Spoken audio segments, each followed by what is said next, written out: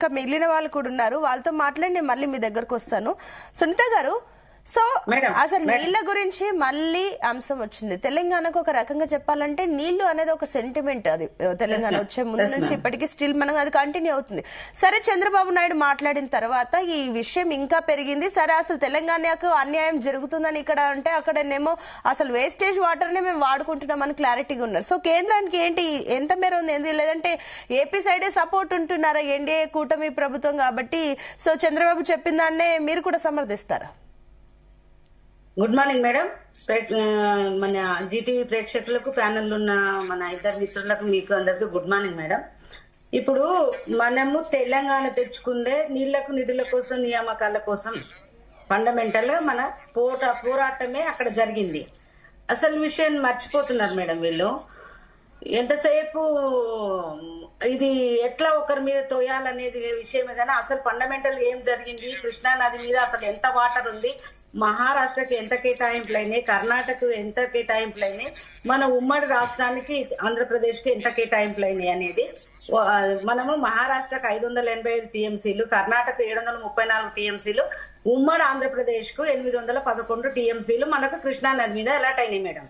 ఇది ఈ విధంగా అయినాక మనకు తెలంగాణ ఏర్పాటైనప్పుడు కాంగ్రెస్ పార్టీ అప్పుడు ఏదైతే మనకు స్టేట్ బైఫర్కేషన్ యాక్ట్ లో రాసింది ఏంది అంటే మనకు ఇప్పుడున్న అంతకుముందు మనకు 299 నీళ్లు వాడుకుంటున్నాం మేడం మనం తెలంగాణకు.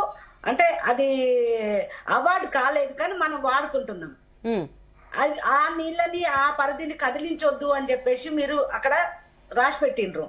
రాసి పెట్టినాక ఫస్ట్ చంద్రబాబు నాయుడు గారు అండ్ కేసీఆర్ గారు ఫస్ట్ అఫెక్స్ కమిటీ మీటింగ్ లో కూర్చున్నప్పుడు ఇద్దరు సీఎంలు ఏం మాట్లాడుకున్నారు.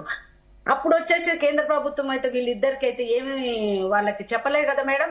కేంద్ర ప్రభుత్వం పాత్ర ఎంత, ఇద్దరు ముఖ్యమంత్రులు కూర్చోవాలి, మాట్లాడుకోవాలి అనేది మేము సజెస్ట్ చేసినాం. ఆ రోజు కూడా మేము సజెస్ట్ చేసినాం. ఆ రోజు ఇద్దరు ముఖ్యమంత్రులు కూర్చున్నప్పుడు కేసీఆర్ గారు ఏం చేసిండ్రు, 299 టీఎంసీల నీళ్ళకే కన్ఫైన్ అయిపోయిండ్రు. కన్ఫైన్ అయిపోయి అంతవరకే తీసుకున్నారు. కనీసం ఆ 299 నీళ్లు కూడా వాడుకున్నారా మన తెలంగాణకు అంటే అది కూడా వాడుకున్న పరిస్థితి లేదు. ఏ ప్రాజెక్టుకు అనుమతులే లేవు. నాగార్జున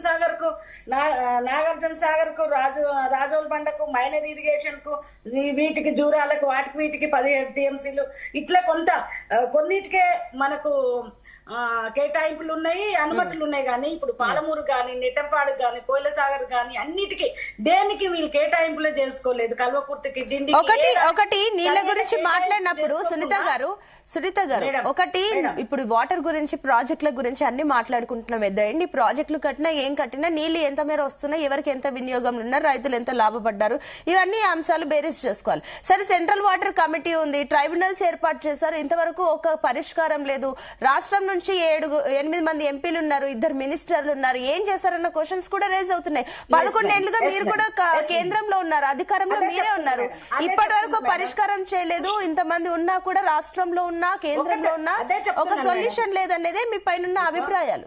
నిన్న కూడా మాకు స్టేట్ ఆఫీస్ లో మీడియా మిత్రులను పిలిచి, టీవీ ఛానళ్ళని పిలిచి మాకు పవర్ పాయింట్ ప్రెజెంటేషన్ కూడా వెదిరే శ్రీరామ్ గారు వాటర్ నీటి పారుదల దాని మీద ఒక ఎక్స్పర్ట్ ఆయన పెట్టడం జరిగింది. ఏమనంటే ఏదైతే మనకు 299 టీఎంసీలకు పెట్టిండో అది కంటిన్యూస్ గా 2020 వరకు కంటిన్యూ చేసిండు మేడం ఆయన. అక్కడ ఎక్కడ మధ్యలో పోయి పాల్గొన్నది కూడా లేదు. 2016 లో కూడా మళ్ళా 1 ఇయర్ కోసం అని పెట్టిన దాన్ని అదే కంటిన్యూషన్ చేసుకుంటూ 2020 వరకు ఆయన కంటిన్యూ చేసిండు. అప్పుడు ఆయన ఉన్న ముఖ్యమంత్రి. ఇంకోటి ఏంది మేడం, ఆయన కోర్టులో కేసు కూడా వేయడం జరిగింది ఆ ట్రిబ్యునల్ మీద. ఏదైతే చెప్తాను అది కేసీఆర్ గారు కేసు వేయడం జరిగింది టర్మ్ ఆఫ్ పాలసీ దాని మీద.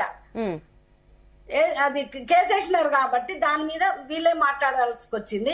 అయితే మేమేం చేసినామంటే మీద 2020 ఒక నిమిషం అండి సునీత గారు, ఈ పాయింట్ మీరు ఇందాక కేసీఆర్ పాయింట్ చెప్పినప్పుడు క్లారిటీ మళ్ళీ మీ దగ్గరకు వస్తా. రామూర్తి గారు ఏదో సబ్మిషన్ మెన్షన్ చేస్తారు, ఆయన చెప్పాక మళ్ళీ నేను మీ దగ్గర చెప్పండి. రామూర్తి గారు మీ సబ్మిషన్ చెప్పండి. దాని మీద ఆయన కేసేషన్ మేడం వాటర్ ట్రిబ్యునల్స్ అన్ని మళ్ళీ టర్మ్ ఆఫ్ ప్రిఫరెన్స్ దాని మీద ఆయన కోర్టు కేసేయడం జరిగింది. అదొక పార్ట్. రెండోది ఏంటంటే 2020 subject to correction 5th August కు అపెక్స్ కౌన్సిల్ మీటింగ్ కు రావాలని ఇద్దరు ముఖ్యమంత్రులకు వాటర్ గజేంద్ర షెకావత్ గారు అప్పుడు ఉన్న నీటిపారుదల శాఖ మంత్రి గారు వీళ్ళని ఇద్దరిని ముఖ్యమంత్రులను పిలిచినప్పుడు అఫెక్స్ కౌన్సిల్ మీటింగ్ కూడా కేసీఆర్ గారు వెళ్ళలేదు మేడం. నేను ఆగస్టు 20th వరకు నేను రాలేనని చెప్పేసి ఆయన డేట్లు కూడా ఇచ్చేయడం జరిగింది. అప్పుడు గజేంద్ర షెకావత్ గారు ఏం చెప్పినారంటే అక్కడ వాళ్ళు టెండర్స్ పిలుస్తున్నారు, టెండర్స్ పిలిచినాక వాళ్ళకు వర్క్ అలాట్మెంట్ అయిపోయినాక ఇవంతా జరిగినాక మళ్ళీ మనము ఇది రివైజ్ చేయడానికి కుదరదు అని చెప్పేసి మీరు జగన్ కూడా లెటర్ రాసింది మేడం మన కేంద్ర జలవనరుల శాఖ. బట్ నా పాయింట్ మీరు ఇంకా అర్థం చేసుకోలేదు సునీత గారు. ఇద్దరు సెంట్రల్ మినిస్టర్లు ఉన్నారు, 8 మంది ఎంపీలు ఉన్నారు. 11 years నుంచి మీరేం చేస్తున్నారంటే కేసీఆర్ అని అంటారు, జగన్ అంటారు, అప్పట్లో సీఎంల మీటింగ్లు ఏం మాట్లాడారంటారు. కానీ మీ సైడ్ నుంచి ఎలాంటి ప్రిపరేషన్స్ ఉన్నాయి, మీరేం చేస్తారు, మీ హోంవర్క్స్ ఏంటి అసలు? ఓకే మేడం, ఇప్పుడు మాకు మొన్న చంద్రబాబు నాయుడు గారు బనకచర్ల దాని మీద కానివ్వండి, ఇప్పుడు ఏదైతే చెప్తున్నాడో ఏదైతే ఎగ్జిస్టింగ్ వాటర్ సముద్రంలో కలిసే వాటర్ మేము తీసుకుంటున్నామని ఏవైతే కబుర్లు చెప్తున్నారో దానికి ఆయన ఫ్రీ ఫీజిబిలిటీ కేంద్ర ప్రభుత్వానికి రాయడం జరిగింది. కిషన్ రెడ్డి గారు అందరు మా ఎంపీలు పోయి మన పాటిల్ గారి దగ్గర కూర్చొని ఇది మా తెలంగాణకు ఒక్క నీటి బొట్టు కూడా అన్యాయం జరిగితే కుదరదని చెప్తే కేంద్రం కూడా ఏం చెప్పిందంటే మేము వాళ్ళు అడిగింది మమ్మల్ని ఫ్రీ ఫీజిబిలిటీ అడిగారు కాబట్టి మేము ఏదైతే ఈ క్యాచ్మెంట్ ఏరియా పరివాహక ప్రాంతంలో ఉన్న ఏదైతే 4 రాష్ట్రాల్లో వాళ్ళని కూర్చోబెట్టి మాట్లాడి దీని ఫీజిబిలిటీ ఏదైతే ఉందో అది చేస్తాం కానీ వాళ్ళు అడిగిందని మేము చెయ్యము అని చెప్పారు. మన కేంద్ర మంత్రులు పోయి కూర్చున్నారు, మా ఎంపీలు పోయి కూర్చున్నారు. తెలంగాణ రాష్ట్రానికి ఏ విధంగా ఒక్క టీఎంసీ నీళ్లు కూడా అన్యాయం జరగకూడదు అనేది వాళ్ళు అడుగుతున్నారు. మేమైతే అక్కడ మాకు అలయన్స్ పార్టీ ఉందని చెప్పేసి మేము ఎప్పుడు వాళ్ళకేం అనుకూలంగా లేము. అనుకూలంగా లేరని మీరు అంటున్నారు, అనుకూలంగా ఉన్నారని. ఈవెన్ ఇక్కడ కాంగ్రెస్ గానీ గత బీఆర్ఎస్ గానీ ఒక పాయింట్ అందింది. వాళ్ళు వచ్చి 1 month కూడా కాలేదు, మీరు బనకచర్ల ప్రాజెక్టులకి సరే 1 year కూడా కాలేదు బనకచర్ల అని చెప్పేసి వాటికి అన్ని ప్రాజెక్టులు కానీ నీటిలో అలాట్మెంట్ జరిగింది. ఇక్కడ పాలమూరు రంగారెడ్డికి సంబంధించి అది ఇట్లాగే పెండింగ్ ఉంది. అక్కడ నుంచి మీ నుంచి గ్రీన్ సిగ్నల్ లేదు, దాని అట్లనే పక్కన ఎందుకంటే అది ఎన్డీఏ కూటమిలో ఒక భాగంగా ఉంది. మీరు కూటమి ప్రభుత్వం కాబట్టి అక్కడ మీరు బాగున్నారు, ఇక్కడ బాలేరు. అదే కదా పాయింట్. నేను అనేది అదే మేడం. ఎవరితో కలిసి ఉన్నా ఎవరితో కలిసి లేకున్నా కూడా ఇప్పుడు అట్లా అనుకుంటా మరి టీఆర్ఎస్ మరి మన కేసీఆర్ గారు ఆంధ్రప్రదేశ్ తో కలిసి ఉన్నట్టే కదా. పాయింట్ క్లారిటీ తీసుకుందాం. రామ్మూర్తి గారు నిమిషం మేడం, నన్ను మాట్లాడియండి మేడం. ఆ రోజు ముఖ్యమంత్రి కేసీఆర్ గారు బేసన్లు లేవు భేషజాలు లేవు అని ఆయన పోయి ఆంధ్రప్రదేశ్ వాళ్ళతో కుమ్ముక్కైపోయి ఎందుకు అన్నాడంటే కూడా దానికి ఒక కారణం ఉంది మేడం. ఎప్పుడైతే టీఆర్ఎస్ బీఆర్ఎస్ గా మారిపోయిందో ఆయన దేశవ్యాప్తంగా భారతీయ రాష్ట్ర సమితిగా మార్చాలనుకున్నప్పుడు అన్ని రాష్ట్రాలలో ఆయన శాఖలు పెట్టుకున్నాడు కాబట్టి శాఖలు పెట్టుకోవాలని నా ఇప్పుడు సునీత గారు మనం నీళ్ల గురించి మాట్లాడుతున్నాం కానీ టీఆర్ఎస్ బీఆర్ఎస్ కి పోయిందని చెప్పేసి ప్రాజెక్టులు పెండింగ్ లో పెట్టారా ఏంటి? ఒక నిమిషం ఆగండి రామ్మూర్తి గారు, ఒక నిమిషం. నేను వస్తాను మీ పాయింట్ కి ఒకసారి క్లారిటీ, మీరు మాట్లాడుతున్న పాయింట్ కి క్లారిటీ తీసుకుందాం. ఆయన 4 టీఎంసీల నీళ్లను తీసుకపోతుంటే 10 టీఎంసీల నీళ్లు తీసుకపోయినా కూడా సైలెంట్ గా ఉన్నాడు అంటే అక్కడ రాజకీయ ఉద్దేశం. కానీ అదే మీరు ఏం చేశారని చెప్తే వాళ్ళు చేసిన మిస్టేక్స్ ని పట్టుకోవడం తప్పించి డెవలప్మెంట్ గురించి మీ పాత్ర ఏంటో అనేది క్లియర్ గా లేదు. ఒక నిమిషం సునీత గారు, పొద్దుగానే ఎందుకంటే ఇది నీళ్ళలోల్లి తెలంగాణ కన్నెలొల్లి సామాన్య జనాలు కూడా అర్థం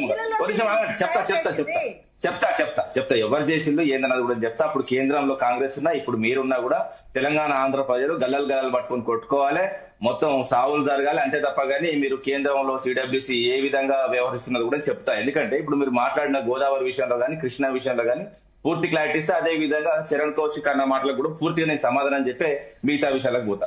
ఎందుకంటే ఫస్ట్ మీరు ఏదైతే కృష్ణా విషయంలో 299 అన్నారు, 2013 ముందా లేకపోతే 2015 ముందా అన్నది కూడా ఆలోచన చేసుకోవాలి. ఎందుకంటే తెలంగాణ ప్రజలు ఏదైతే 2013లో రాష్ట్రం ఏర్పడక ముందు ఇక్కడ ఉన్న ఏదైతే ప్రాజెక్టులు 299 మాత్రమే చాలు అని ఇక్కడి నుంచి అయితే కిరణ్ కుమార్ రెడ్డి కేంద్రానికి లేఖ రాయడం జరిగింది. సో అంశంలో వాస్తవంగా 299 పుట్టుకొచ్చింది అన్న విషయం కూడా చెప్తున్నా. ఎందుకంటే వాస్తవంగా అయితే ముఖ్యంగా ఏదైతే గోదావరి ఏదైతే కృష్ణా నది మీద వాస్తవంగా ఏదైతే 2 సంబంధించి ట్రిబ్యునల్స్ వేసినా మొదటి ట్రిబ్యునల్ సంబంధించి ఇప్పుడు మీరు లెక్కలు చెప్పారు, 2వ ట్రిబ్యునల్స్ వాస్తవంగా ఫైనల్ అవార్డు రాలేదు. ఫైనల్ అవార్డు అయ్యేదాకా అదే ఉంటదన్న విషయం అందరికీ తెలుసు. చిన్నపిల్లగాని గిచ్చి లేపినా కూడా అదే తెలుస్తుంది. ఇంకోటి ఏంటంటే రాష్ట్రం ఏర్పడిన తర్వాత మా దగ్గర తెలుసు నీటి ఋషి విద్యాసాగర్ రావు కంటే సునీత గారు కానీ చరణ్ కౌశిక్ గారు రామ్మూర్తి గాని వాస్తవంగా ఎవరం కూడా తెలియకలం కాదన్న విషయం కూడా తెలుసు. ఏదైతే వాస్తవంగా అంతరాష్ట్రాలకు సంబంధించి ఏదైతే మీటింగ్ ఏది జరిగిందో అంతరాష్ట్ర మీటింగ్ కు నేతృత్వం వహించింది విద్యాసాగర్ రావు గారు. ఏదైతే మీరు మాట్లాడుతున్న 299 టీఎంసీలకు సంబంధించి అక్కడ జరిగింది మినిట్స్ బుక్ లో 7th పేరా చదివి వినిపిస్తా. It was agreed in the meeting in the following figures of share to states.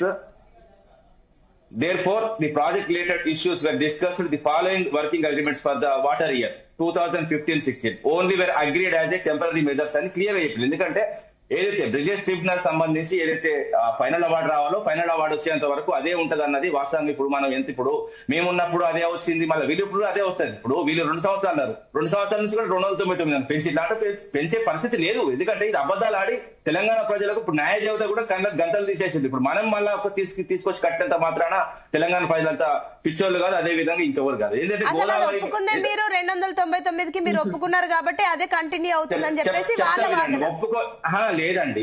Final award వచ్చేంత వరకు అదే ఉంటది. 2013లో ఏదైతే ఇక్కడ ఉన్న ప్రాజెక్టుల సామర్థ్యం గింత, ఏదైతే ఆంధ్రప్రదేశ్ సంబంధించి 512 టీఎంసీలు మా సామర్థ్యం గింత అని ఎక్కడ ఉన్నా ఏదైతే వాస్తవంగా కిరణ్ కుమార్ రెడ్డి క్లియర్ గా సిడబ్ల్యూసీకి లేఖ రాయడం జరిగింది. ఉమ్మడి జాబితాలో ఉంది ఇది.